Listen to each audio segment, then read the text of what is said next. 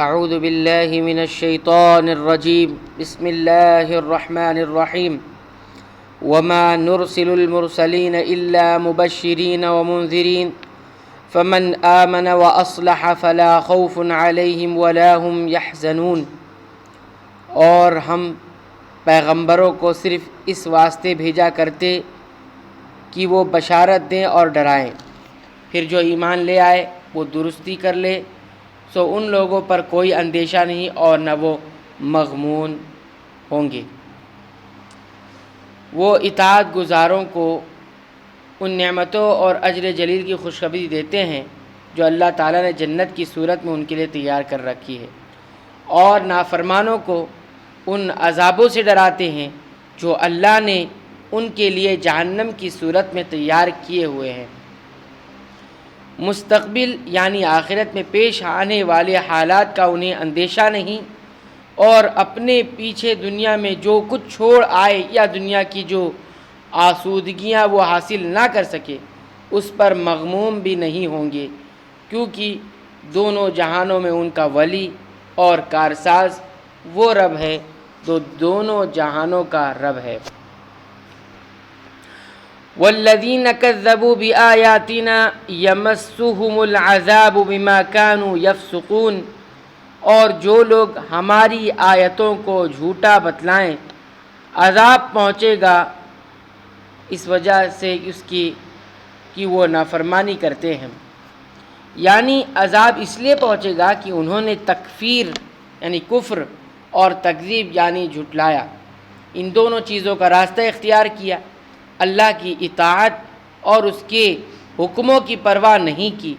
اور اس کی حرمتوں کو پامال کیا۔ قل لا اقول لكم عندي خزائن الله ولا اعلم الغیب ولا اقول لكم انی ملک ان اتبع الا ما يوحى الی قل هل يستوي الاعمى والبصیر افلا تتفکرون۔ آپ کہہ دیجئے کہ نہ تو میں تم سے یہ کہتا ہوں کہ میرے پاس اللہ کے خزانے ہیں، اور نہ میں غیب جانتا ہوں، اور نہ میں تم سے یہ کہتا ہوں کہ میں فرشتہ ہوں، میں تو صرف جو کچھ میرے پاس ہے وحی آتی ہے اس کا اتباع کرتا ہوں۔ آپ کہیے کہ اندھا اور بینا یعنی دیکھنے والا کہیں برابر ہو سکتے ہیں، سو کیا تم غور نہیں کرتے؟ میرے پاس اللہ کے خزانے بھی نہیں، جس سے مراد ہر طرح کی قدرت اور طاقت ہے، کہ میں تمہیں اللہ کے اجازت اور مشیت کے بغیر کوئی ایسا معجزہ کر کے دکھا سکوں جیسا کہ تم چاہتے ہو، جسے دیکھ کر میری نبوت کا یقین ہو جائے۔ میرے پاس غیب کا علم بھی نہیں کہ مستقبل میں آنے والے حالات سے تمہیں آگاہ کر دوں بتلا دوں۔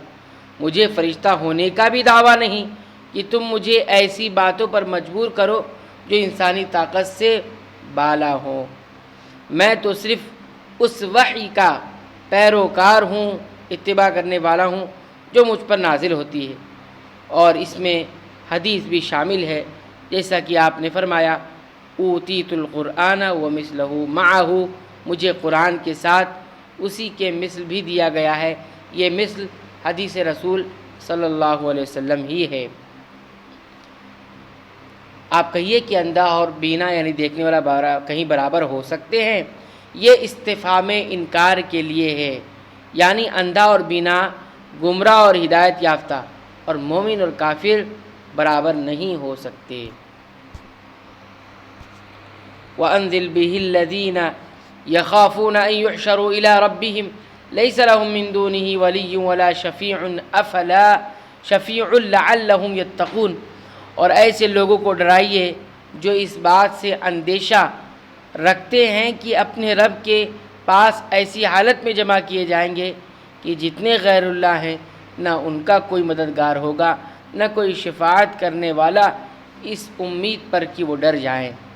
یعنی انذار کا فائدہ، ڈرانے کا فائدہ ایسے ہی لوگوں کو ہو سکتا ہے، ورنہ جو بعد الموت